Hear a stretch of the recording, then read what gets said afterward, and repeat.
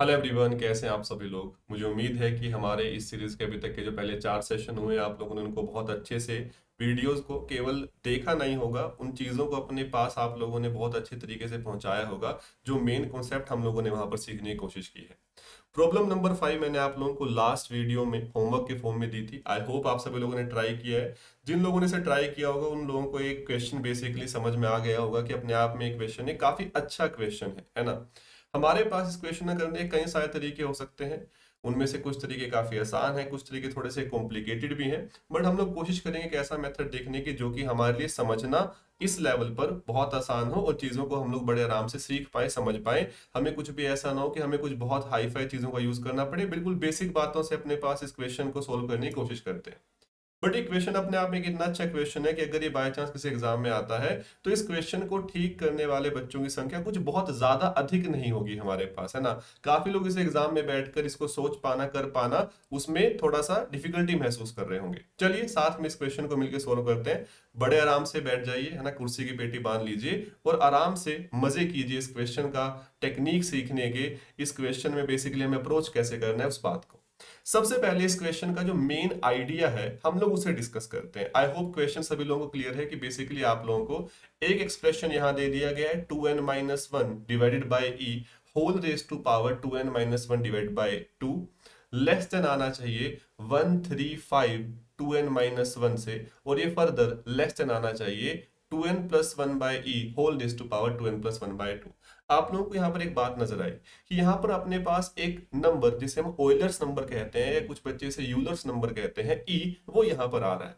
और आप ये बात समझते हैं कि अगर आपको ई लेकर आना है तो कहीं ना कहीं आप लोगों को या तो लोगरिथमिक फंक्शन का यूज करना पड़ेगा या आपको एक्सपोनेंशियल फंक्शन का यूज करना पड़ेगा। यहां से हम लोगों ने इस बात को पकड़ा, यहां से हमने इस हिंट को पकड़ा। अब इस क्वेश्चन को सोल्व करने के लिए हम लोग जिस मेन आइडिया के बारे में बात कर रहे हैं, सॉल्यूशन की शुरुआत करते हैं स्टेप 1 में। उस मेन आइडिया को पकड़ने की सभी लोग कोशिश करेंगे। बड़े ध्यान से देखिएगा, कुछ बहुत बड़ी बात नहीं है, बात बहुत आसान है, बट आपके पास पहुंचनी चाहिए। कि मान लीजिए मैं यहां पर एक ग्राफ ड्रॉ करने जा रहा हूं, ठीक है। हमारे पास हम एक ग्राफ ड्रॉ कर रहे हैं। ग्राफ मान लीजिए मैंने यहां पर बेसिकली इतनी से अपने पास एक कर्व यहां पर ड्रॉ कर ली। इसी से हम लोग सारी बात सीखेंगे। हमारे पास हम लोग बेसिकली इस कर्व के अंडर अगर जो एरिया अपने पास आता है, मान लीजिए उसका नाम A1 रख देते हैं। कि इस कर्व के अंडर जो मेरे पास एक्स एक्सिस के साथ ये एरिया बेसिकली बना रही है, हम लोगों ने उसको A1 नाम दे दिया। अब यहां पर मैं एक चीज देख पा रहा हूं कि अगर हम लोग यहां पर ये रेक्टेंगल कंप्लीट करते हैं कि मेरे पास, मैं इस पॉइंट का यूज करके एक रेक्टेंगल कंप्लीट कर सकता हूं, तो मेरे पास कुछ ये एरिया बनेगा, है ना। मान लीजिए इस शेडेड रीजन को हम लोग बेसिकली जो एरिया यहां पर आ रहा है उसको A2 नाम दे देते हैं। सिमिलरली मेरे पास जो हाईएस्ट पॉइंट है उसका यूज कर कर भी मैं यहां पर एक रेक्टेंगल कंप्लीट कर सकता हूं। कैसे? यहां से यहां ये। और अब हमारे पास जो एरिया है वो बेसिकली ये सारा एरिया आ रहा होगा, नीचे वाला भी सारा आएगा, और अब थोड़ा सा ऊपर एक्स्ट्रा एरिया मेरे पास बन रहा होगा। बस जिसने इस बात को पकड़ लिया वो इस क्वेश्चन को सोल्व कर जाएगा। कैसे? ध्यान से देखिएगा। क्या हम लोग यहां पर देख पा रहे हैं कि जो मेरे पास मेरा ये जो A2 एरिया आ रहा है, ये A1 से तो मेरे पास कम आएगा, हाँ या ना। A2 A1 से कम आ रहा होगा, क्यों? क्योंकि हमारे पास जो A1 है, A1 में तो मेरे पास ये वाला हिस्सा भी इंक्लूडेड है, ये जो मेरे पास ये वाला हिस्सा है ना, जबकि मेरे पास A1 में ये हिस्सा इंक्लूडेड नहीं है। और जो A3 है वो A1 से भी बड़ा आ रहा होगा, क्योंकि मेरे पास A3 में ये एक्स्ट्रा अपने पास एरिया भी यहां पर आ रहा है। आई होप ये जो बेसिक बात है आप लोगों की पकड़ में आ गई होगी। अगर आप लोगों ने पहले कभी भी रीमान इंटीग्रेशन को पढ़ा है तो आप लोगों ने अपर सम लोअर सम के दौरान इस बात को वहां पर सीखा होगा, समझा होगा, और यही मेन आइडिया हमारे इस क्वेश्चन को सोल्व करने का। मैंने यही हिंट आप लोगों को कल दिया था। आई होप सभी लोग इस बात को पकड़ पा रहे हैं कि अगर आप कर्व के अंडर बेसिकली यहां पर इस इनफीमम का यूज कर कर अगर अपना ये रेक्टेंगल कंप्लीट करते हैं, उससे मिलने वाला जो एरिया A2 है वो area under the curve A1 से छोटा आएगा। और अगर आप यहीं पर सुप्रीमम यानी मेरे पास इस कर्व को बेसिकली फंक्शन है, इस फंक्शन की इस इलाके में, इस रीजन में जो हाईएस्ट वैल्यू है उसका यूज करके रेक्टेंगल कंप्लीट करते हैं, तो जो एरिया आएगा वो A3 आएगा और वो इन सब में सबसे बड़ा मेरे पास आ रहा होगा। अब मुझे इसी कॉन्सेप्ट को अप्लाई करना है आप लोगों के log x फंक्शन में। इस क्वेश्चन को सोल्व करने के लिए हम लोग स्टेप 2 के बारे में बात कर रहे हैं, बड़े ध्यान से देखिएगा। यहां पर आई होप सभी लोग जानते होंगे कि log x का ग्राफ कैसे बनाया जाता है। बहुत ही फेमस हमारे पास ये फंक्शन है, इसका ग्राफ सभी को आना ही चाहिए। हमारे पास ऐसा कुछ ग्राफ log x का बन रहा होता है। log x मेरे पास 1 पर मुझे 0 देता है, 1 पर मुझे 0 देता है, और उसके बाद मेरे पास इसका नेचर जो है वो इंक्रीजिंग नेचर रह रहा होता है। आई होप सभी लोग यहां तक साथ हैं। अब यहां पर हम लोग क्या करने जा रहे हैं, बड़े ध्यान से देखिएगा। हमें यहां पर नजर आता है कि मेरे पास मेरा जो क्वेश्चन है उसमें लेफ्ट हैंड साइड में जो पावर है वो 2n-1 है। यहां पर आप देख पा रहे होंगे 2n-1। राइट हैंड साइड में जो पावर है वो 2n+1 है। ये हमें एक छोटा सा हिंट दे रही होगी, बस ये बात ध्यान रखनी है सभी लोगों को कि लेफ्ट में 2n-1 पावर है, नीचे मेरे पास 2 का फैक्टर से कोई दिक्कत नहीं, राइट में मेरे पास 2n+1 पावर है, नीचे मेरे पास 2 का फैक्टर है, कोई दिक्कत वाली बात नहीं। अब यहां पर एक बात ध्यान से देखिएगा, हमारे पास अगर मैं यहां पर पॉइंट्स बेसिकली ड्रॉ कर देता हूं, 1 है, 3 है, 5 है, सो ऑन अप टू 2n-1 तक हम लोग जा रहे हैं। बात पकड़िएगा, लेफ्ट हैंड साइड में पावर कितनी थी 2n-1, इसलिए मैं यहां पर 2n-1 तक गया। यहां पर एक बात ऑब्जर्व कीजिएगा कि अगर आप लोग यहां पर रेक्टेंगल कंप्लीट करते हैं, कैसे? मेरे पास 1 से 3 का ये इलाका है, 1 से 3 के इलाके में हमारे पास मैं देख पा रहा हूं log x एक स्ट्रिक्टली इंक्रीजिंग फंक्शन है, तो हाईएस्ट वैल्यू किस पे देगा? 1 से 3 में 3 पे हाईएस्ट वैल्यू देगा। अगर मैं इस 3 का यूज कर कर बेसिकली ये रेक्टेंगल कंप्लीट करता हूं, देखना 3 पे क्या वैल्यू आएगी? log 3। रेक्टेंगल कंप्लीट कैसे होगा? 1 से 3 में। ये बात याद रखनी है, मैं 1 से 3 इंटरवल में बात कर रहा हूं। आई होप किस कुछ लोगों को नाम याद आएगा कि हम लोग बेसिकली अपने इस इंटरवल का पार्टीशन कर रहे हैं। नहीं भी पता टर्म का कोई दिक्कत नहीं, हम लोग इस क्वेश्चन को सोल्व कर जाएंगे, उसमें कोई परेशानी वाली बात नहीं। 1 से 3 में हमने अपना ये रेक्टेंगल कंप्लीट कर लिया। देन 3 से 5 में जब हम लोग जाएंगे तो 3 से 5 में हम क्या कर रहे हैं, ध्यान से देखना। 3 से 5 में हम लोग बेसिकली ऐसे हमारा रेक्टेंगल कंप्लीट कर रहे हैं। क्या सभी लोग बात को पकड़ पा रहे हैं? ऐसे ही हम लोग इस प्रोसेस को करते रहेंगे मेरे पास 2n-1 तक। क्या सभी लोग देख पा रहे हैं कि मेरे पास यहां पर हमें एक बात नजर आई कि अगर मैं एरिया अंडर द कर्व के बारे में बात करता हूं तो 1 से 2n-1 में ये मेरे पास फंक्शन क्या है? log x function. यानी कि अगर मैं इंटीग्रेशन करता हूं 1 से 2n-1 log x to the base e dx, ये मेरे पास एरिया अंडर द कर्व आएगा।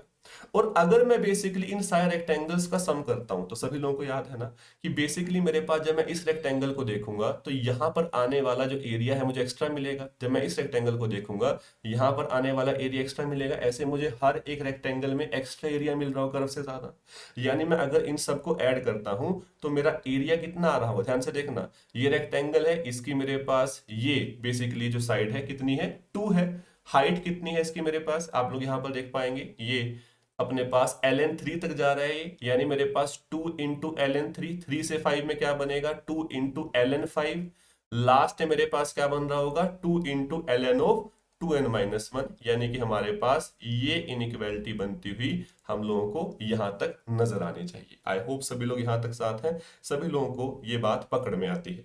अब अगर आप लोग सिंप्लीफाई करना चाहते हैं, बड़े आराम से देख पाएंगे log x to the base e। मेरे पास इंटीग्रेशन क्या होता है, आप लोग बड़े आराम से इंटीग्रेशन बाय पार्ट्स का यूज करके यहां पर देख पाओगे कि मेरे पास ये बन जाएगा x ln x minus x मेरे पास lower limit 1 upper limit 2n-1 मेरे पास।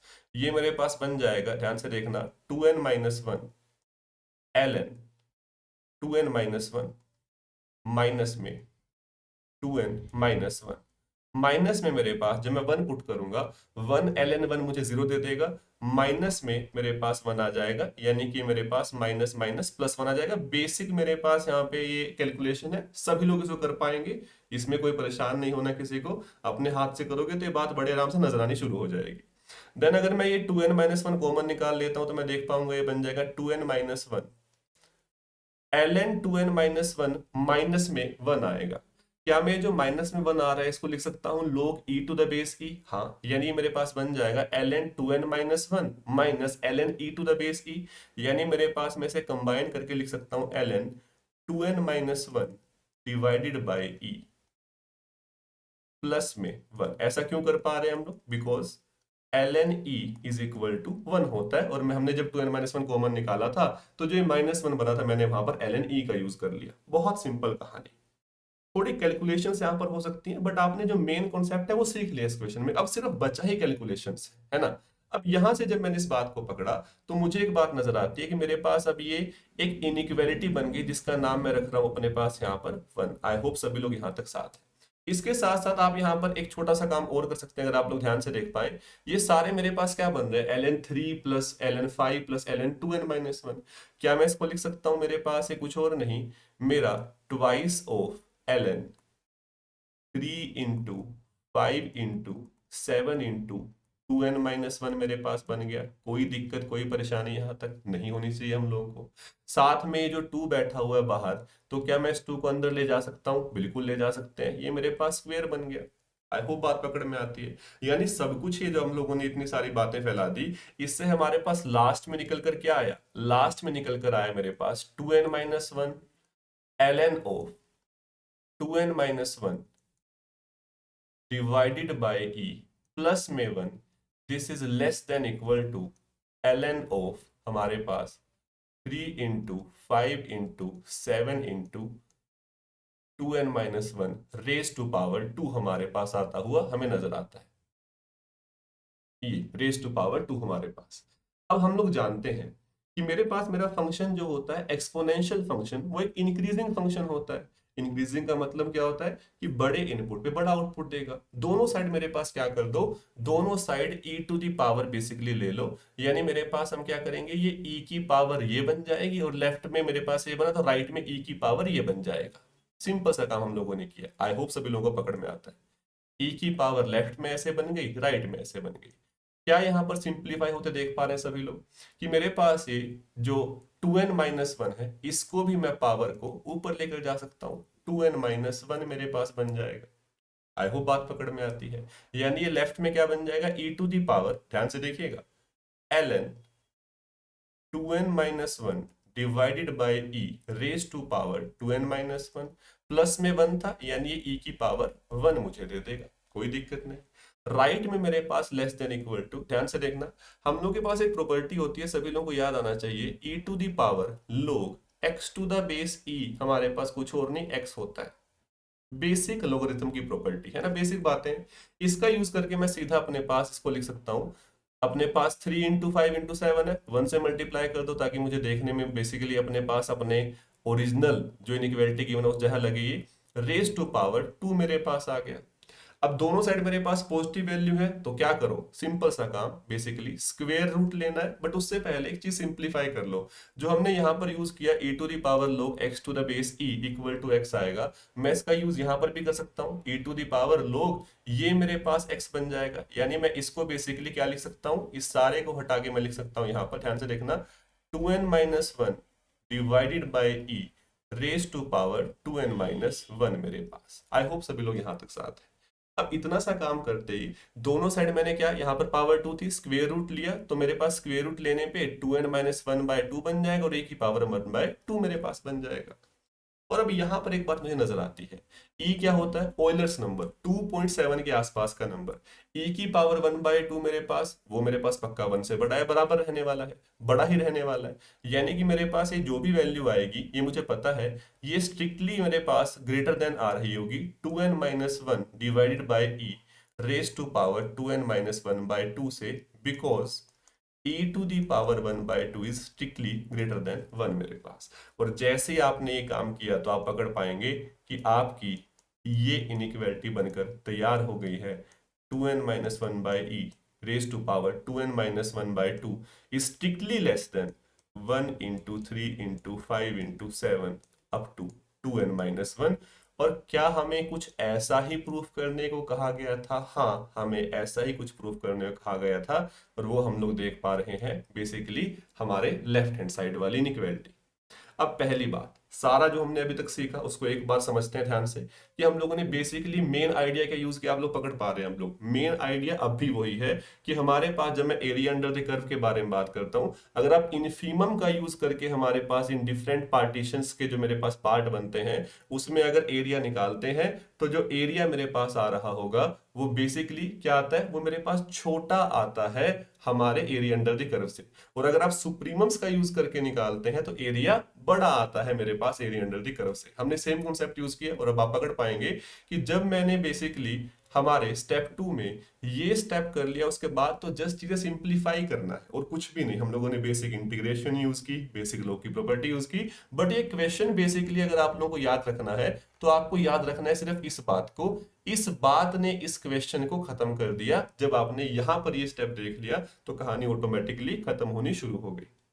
अब मन में सवाल है कि सर आपने लेफ्ट हैंड साइड वाली इनइक्वालिटी तो बेसिकली प्रूव कर दी, ये राइट वाली का तो अभी हमारे पास कोई भी छोर नहीं मिला हम लोगों को कि इसको कैसे सॉल्व करें। देखो आप लोगों ने मेन आइडिया सीख लिया है, आप लोगों की मेन कहानी जो है वो आप लोगों की पकड़ में आ गई है। अब आप लोगों ने स्टेप 2 में जब लेफ्ट हैंड साइड वाली इनइक्वालिटी अपने पास प्रूव कर दी, तो स्टेप 3 में कहानी खत्म करते हैं और आपकी राइट हैंड साइड वाली इनइक्वालिटी के बारे में बात करते हैं। हमारे पास स्टेप 3 में हम लोग सेम काम करने जा रहे हैं जो हमने अभी तक किया, ध्यान से देखना। अब आप लोग यहां पर महसूस कर पाएंगे कि आप लोगों का जो क्वेश्चन है, हमने शुरुआत में बात की थी, उसमें राइट हैंड साइड में आप लोगों को जो पावर नजर आ रही है वो पावर बेसिकली 2n+1 की पावर 2n+1/2 पावर नजर आ रही है।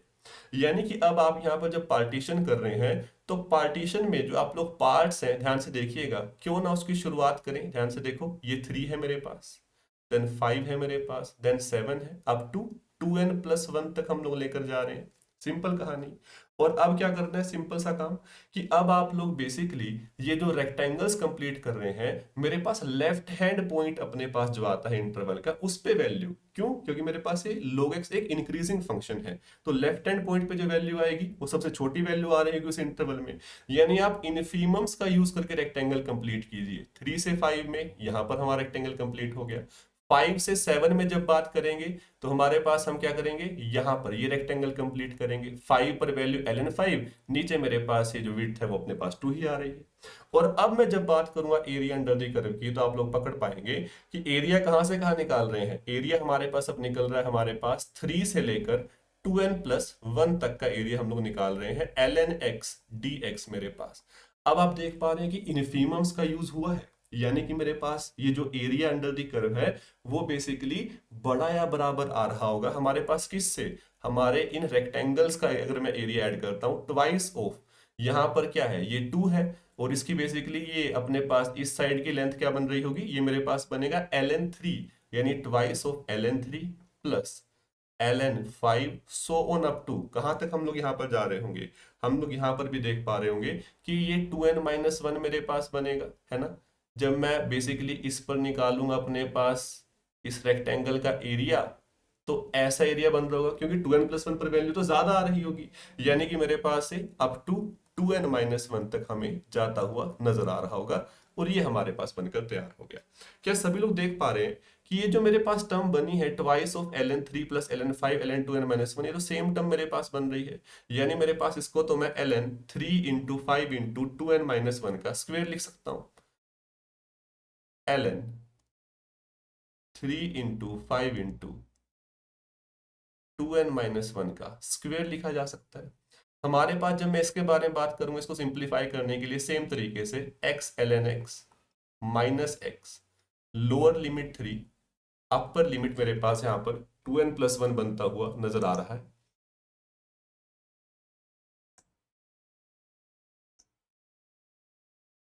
जस्ट एक सेकंड रुकिएगा, बस। हम लोग जो बात कर रहे हैं ध्यान से देखिएगा, हमारे पास ये कुछ ऐसा बनता नजर आ रहा है। सिंप्लीफाई करेंगे तो क्या कहानी बनेगी, सिंप्लीफाई करके हमारे पास ये बन रहा होगा, जब मैं अपर लिमिट यहां पर पुट करूंगा 2n+1 ln 2n+1 माइनस में 2n+1 माइनस में 3 ln 3 माइनस में 3, हमारे पास ये बना।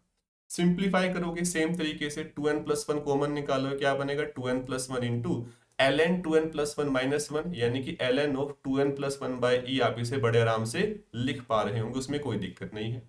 साथ में हमारे पास हम लोग देख पाएंगे यहां पर बनता हुआ कि ये -3 ln 3 प्लस मेरे पास 3 बन रहा है। तो क्यों ना यहां से मेरे पास अगर मैं 3 कॉमन निकाल लेता हूं, तो हमारे पास अगर मैं -3 कॉमन निकाल लेता हूं तो आप देख पाएंगे मेरे पास +3 अपने पास बन जाएगा, और 1 माइनस मेरे पास यहां पर बनता हुआ नजर आएगा ln 3।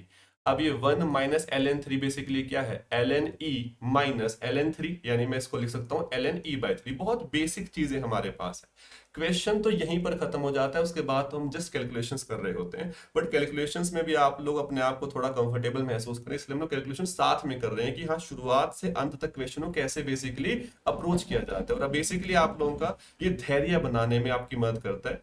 आप लोग जानते हैं कि जब तक बात आती है नेट के एग्जाम की, तो क्वेश्चन ऑब्जेक्टिव आ रहे होते हैं। हालांकि पार्ट सी में कई क्वेश्चन ऐसे हो जाते हैं जो कि थोड़े लेंदी होते हैं, वहां पर हमें बहुत ज्यादा आवश्यकता होती है पेशेंस की।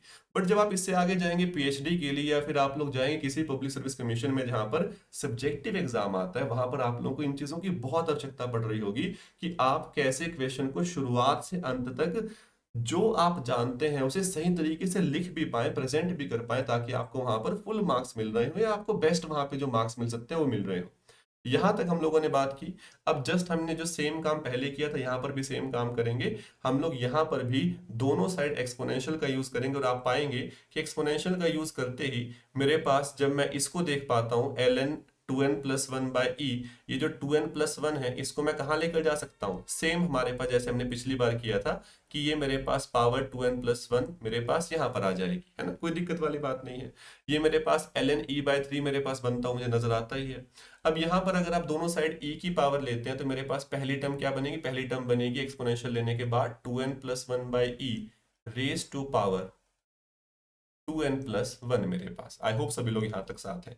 नेक्स्ट टर्म क्या बनेगी, into E raise to power ln of e/3, यानी मेरे पास वो e/3 बेसिकली मुझे दे देगा, क्योंकि यहां पर ये x जो है वो e/3 बन जाएगा।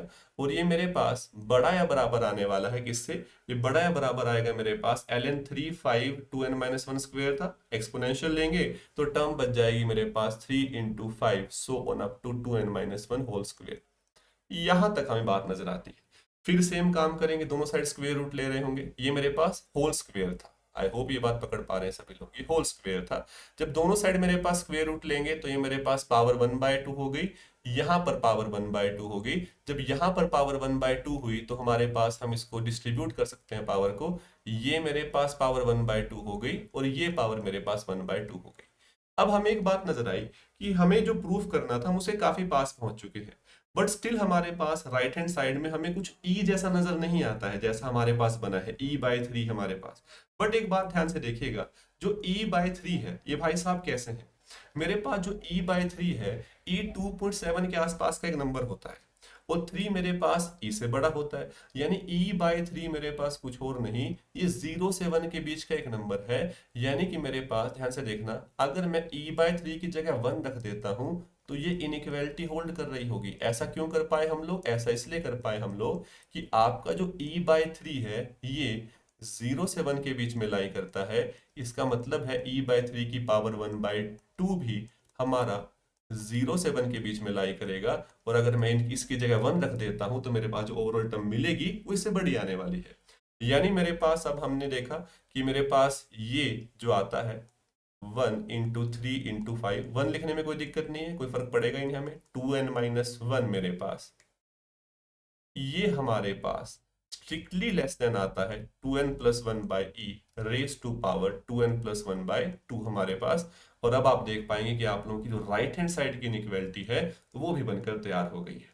बट ये क्वेश्चन देखने में, अगर किसी बच्चे ने इसका सॉल्यूशन जस्ट देखा मान लीजिए, है ना, वो देखेगा कि मेरे पास एक स्लाइड, दो, तीन, चार, पांच, 5 स्लाइड्स हम लोगों ने बेसिकली यहाँ पर लिखी। अगर बच्चे की अप्रोच ऐसी है कि मुझे क्वेश्चंस का सॉल्यूशन याद रखना है, तो वो रटने बैठेगा और कहीं ना कहीं गड़बड़ कर जाएगा। बट अगर आप इस क्वेश्चन को देखकर इसका जो मेन कॉन्सेप्ट है वो पकड़ पाते हैं कि ऐसे क्वेश्चन में, या जब भी ये क्वेश्चन मेरे सामने आए, मेरे पास याद रखने की केवल एक ही बात है कि मुझे केवल अपने पास ये जो एस्टिमेशन है, अपर सम, लोअर सम, और साथ में आप लोगों का जो एरिया अंडर द कर्व है, अगर मुझे ये याद है तो ये क्वेश्चन आप लोग कहीं पर कभी भी कंप्लीट सॉल्यूशन इसका बड़े आराम से लिख पा रहे होंगे। उसके बाद तो सिर्फ बेसिक प्रॉपर्टीज यूज होती हैं।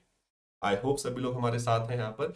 ये क्वेश्चन एक बहुत अच्छा क्वेश्चन था। ये क्वेश्चन नेट में कभी नहीं पूछा गया ये क्वेश्चन, गेट में कभी नहीं पूछा गया ये क्वेश्चन, कुछ बहुत अच्छे एग्जाम्स में कभी कभी पूछे जाते हैं। और होपफुली आने वाले टाइम में जिस तरीके से एग्जाम का लेवल थोड़ा अच्छा होता जा रहा है नेट का, तो ऐसे क्वेश्चंस वहां पर आप लोगों को पार्ट सी में देखने को मिल सकते हैं। और अगर आपने क्वेश्चन किया हुआ है तो आप ऐसे टाइप के काफी क्वेश्चंस कर पाएंगे जहां पर इस तरह पे इनइक्वालिटीज को सॉल्व करने के लिए हम लोग एस्टिमेशन का यूज कर रहे होते हैं।